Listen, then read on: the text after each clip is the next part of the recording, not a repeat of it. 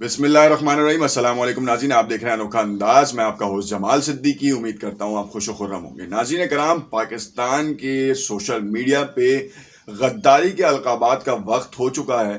بہت سے لوگوں کو غداری کے القابات ملنا شروع ہو گئے ہیں. ایک طرف سے مخدوم شہاب الدین صاحب, جو کہ ایک رپورٹر یا یوٹیوبر کہہ لیں آپ, یوٹیوبر بیسکلی وہ ہیں, اور سن 2019 میں انہوں نے اپنا یوٹیوب چینل بنایا. ہم یہاں پر کسی کو غداری کا لقب یا پھر ایمانداری کا سرٹیفکیٹ نہیں دے رہے, صرف اور صرف بات سمجھنے کی ہے کہ پوری قوم کو جو الو بنایا گیا ہے اس کے حوالے سے, کہ بہت سے حقائق جو ہیں منظر عام سے ہٹ کے ہیں. ہم کسی کی فیور کریں یا نہ کریں, کم سے کم اپنی عوام کو تو جو ہے وہ کچھ صحیح معلومات دیں تاکہ ان کو سمجھنے میں تو آسانی ہو, نہ کہ وہ ایک دوسرے کے اوپر غداری اور مطلب مغلزات بکنا شروع کر دیں سوشل میڈیا پہ. اور سوشل میڈیا پہ یہ بہت عام ہو چکا ہے کہ ایک دوسرے کے اوپر کیچڑ اچھالا جائے. سب سے پہلی بات تو بتائیں کہ مخدوم شہاب الدین ماشاءاللہ بہت ہی بہترین انداز بیاں ہیں اور بہت ہی اچھے آدمی ہیں. مطلب انہوں نے کافی زیادہ بہترین انالیسس دیے ہیں بہت سی رپورٹس کے اوپر, مگر کہیں کہیں وہ بگڑتے نظر آ جاتے ہیں. سن 2020 اکتوبر میں اگر آپ ان کو موازنہ کریں, ان کی اسکرینس کے اوپر بھی کچھ چیزیں چل رہی ہوں گی, تو آپ دیکھیں کہ وہ ایک لمیٹڈ آڈینس کے ساتھ کام کر رہے تھے, اپنے انالیسس دے رہے تھے. ڈیفینیٹلی ہر کسی کا حق ہے انالیسس دینا, ضروری نہیں ہے کہ جرنلزم جو ہے وہ اس میں بھی گھسا دی جائے. انویسٹیگیٹو جرنلزم صرف اور صرف یہ نام ہے کہ آپ فیکٹس اینڈ فگرز کے اوپر بات کریں. خیر, ہم تو انالیسس دیتے ہیں, انالیسس دیتے رہیں گے. جرنلسٹ پرنٹ میڈیا کا ہوتا تھا جو کہ پراپر کام کرتا تھا. آج کل تو وہ شاید ذرا کم نظر آتے ہیں, مگر آج بھی ہیں اور وہ کام کرتے ہیں. ہو سکتا ہے کہ وہ منظر عام پہ نہ آئے. خیر, یہاں پر جو بات آپ کو بتانے کی ہے کہ مخدوم شہاب الدین صاحب اکتوبر سن 2020 کے بعد سے جو چڑھنا شروع ہوئے, ماشاءاللہ اللہ نے بڑی ترقی دی, اور آپ دیکھ سکتے ہیں اسکرین کے اوپر کہ جس طریقے سے وہ چڑھے ہیں بہترین. آج ان کے 6 لاکھ سبسکرائبر ہیں یوٹیوب کے اوپر, اور انہوں نے بہت اچھی ترقی کی. مگر سوال یہ اٹھتا ہے کہ حامد میر, عاصمہ شیرازی, جو کہ آپ دیکھ رہے ہیں پچھلے 15-20 سال سے اس شعبے سے وابستہ ہیں, انہوں نے بڑی جد و جہد کی ہے. کہا یہ جاتا ہے کہ ان کا کسی سیاسی پارٹی سے تعلق ہے, یا پھر وہ لفافہ یا پھر زرد صحافت سے منسلک رہے ہیں. اب کہنے کا سوال یہ ہے کہ زرد صحافت آپ کو یہ ٹرم دے دی گئی ہے, اور اس کے حوالے سے آپ نے بات کی. ہو سکتا ہے اپنی پرسنل بلانگنگز الگ ہوں, کسی کو کوئی اچھا لگتا ہو, کسی کو کوئی اچھا نہ لگتا ہو. اب میں آپ سے کہوں کہ مجھے جو ہے وہ آرمی کے بجائے نیوی اچھی لگتی ہے, اس کے مرینز اچھے لگتے ہیں, تو اس کا مطلب یہ نہیں ہے کہ آرمی خراب ہو گئی ہے. میری پرسنل چوائسیز ہیں. میں اس کو نیوی کو ذرا زیادہ پرٹینڈ کروں گا کہ یار وہ بہت زبردست کام کرتی ہے. انہوں نے کوسٹ گارڈز کے اوپر جتنے کام کیے, میں مطلب میری پرسنلز ہیں, اب آپ کی پرسنل الگ ہیں. اسی طریقے سے عاصمہ شیرازی, اگر آپ دیکھیں ان کے بارے میں جو ہے بڑی کنٹروورسیز تھی. پھر ان کا ٹویٹر ہیش ٹیگ بننا شروع ہوا پرسوں. ایک پورا دن جو ہے سوشل میڈیا پہ مغلزات دی گئی ان کو, اور اس کے بعد ان کے حق میں بات ہوئی. عوام کو کہاں سے کہاں لگا دیا کہ انڈیا کے کام کیے جا رہے ہیں. آرٹیکل کسی کا بھی ہو, آپ کا ہو, کسی کا ہو.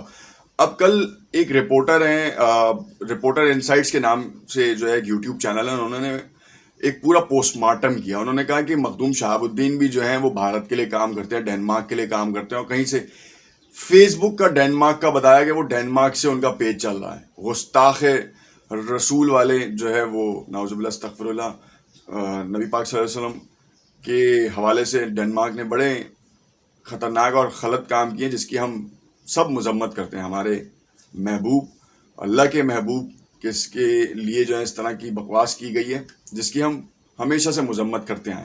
مگر اس کو مخدوم شہاب الدین کے ساتھ جوڑنا بھی غلط ہے, کیونکہ دیکھیں ہم نے پہلے بھی بتایا کہ حامد میر پہ جو الزامات لگائے گئے وہ صرف اور صرف کیا کہیں کہ پاپولیرٹی کے لیے لگائے گئے, کہ آپ کو انڈین ایجنٹ قرار دیا جائے اور پاپولیرٹی ہے. ثبوت نہیں ہے.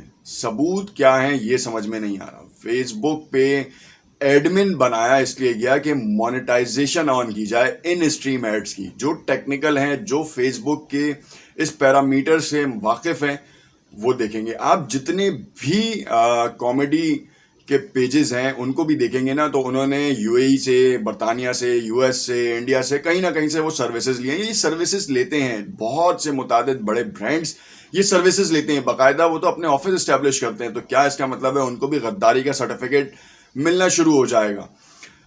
کہنے کا مطلب یہ ہے کہ ایک دن عاصمہ شیرازی حامد میر غدار ہے تو دوسرے دن مخدوم شہاب الدین غدار.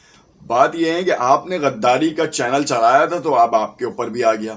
تو خدا را غداری سے زیادہ بہتر یہ ہے کہ پرسنل بلانگنگ یا پرسنل انٹرسٹ کے اوپر کام کیا جائے اور وہ بتا دیا جائے کہ جی میری جو پرسنل انٹرسٹ ہے کہ میں اس شخص کو, چاہے آپ عمران خان کو پسند کرتے ہوں, نواز شریف کو پسند کرتے ہوں یا زرداری کو پسند کرتے ہوں, یہ آپ کا اپنا کور وہ ہے. مگر خدا را کسی کو غدار گردانتے ہوئے یہ دکھا کریں کہ اس کے ساتھ اس کی فیملی بھی ہے, اس کے ساتھ اس کے وہ لوگ بھی ہیں جو اس کو سپورٹ کرتے ہیں. اس میں شعور کی بات نہیں. اگر یہ شعور کی بات ہو رہی ہوتی تو کہانی کہاں سے کہاں جاتی, لوگ اپنے مسائل خود حل کر رہے ہوتے ہیں. آپ اپنی گلیوں میں نکل کے تو دیکھیں کتنے گڑھے پڑے ہوئے ہیں, چاہے آپ عمران خان کے 3 سالہ دور اقتدار کو لے لیں, نواز شریف یا زرداری صاحب کے 5-5 سال کے دور اقتدار کو لے لیں.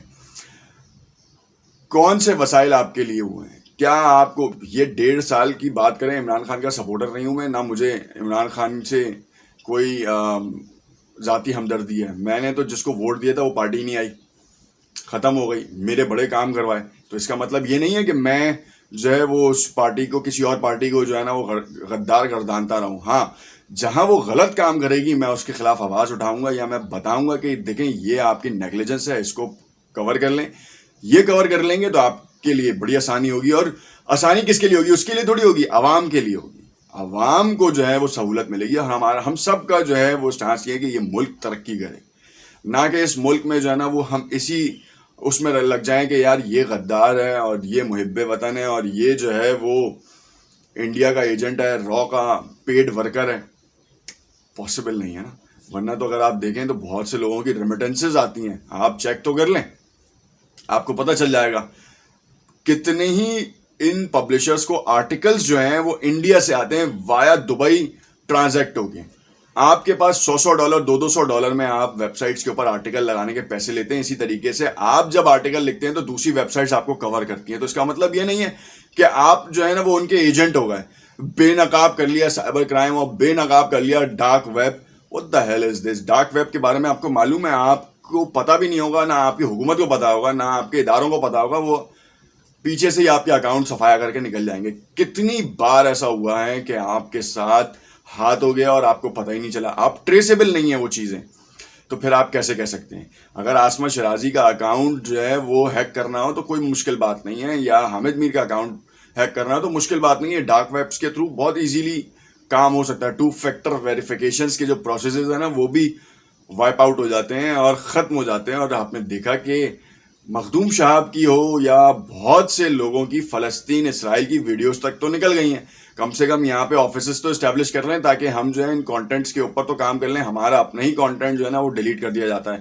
پاکستانی سیاست کو تو چھوڑ ہی دیں, انٹرنیشنل سیاست کے اوپر اگر پاکستانی ویلاگرز جو ہے نا کام کر رہے ہوں تو ان کو تو پیسے بھی نہیں ملتے, ساتھ ساتھ یہاں پر لسانیت کی ہوا کو گرم کر دیا جاتا ہے. یہ بڑا ہی خطرناک کام ہونے جا رہا ہے. خدا را اس کے اوپر قابو کریں, اور حکومت کو چاہیے کہ اس کے اوپر پابندی لگائے اور جو اچھے اقدامات ہیں نا ان کے اوپر کام کرے. ہم تو ہمیشہ سے یہی کہیں گے کہ کوئی بھی حکومت آئے, کام عوام کی مفاد میں ہونا چاہیے, نہ کہ ان کے ذاتی حیثیت میں. دیکھتے رہیے گا انوکھا انداز. ہو سکتا ہے یہ چھوٹا سا اصلاحی تجزیہ آپ کی سمجھ میں آیا. شکریہ.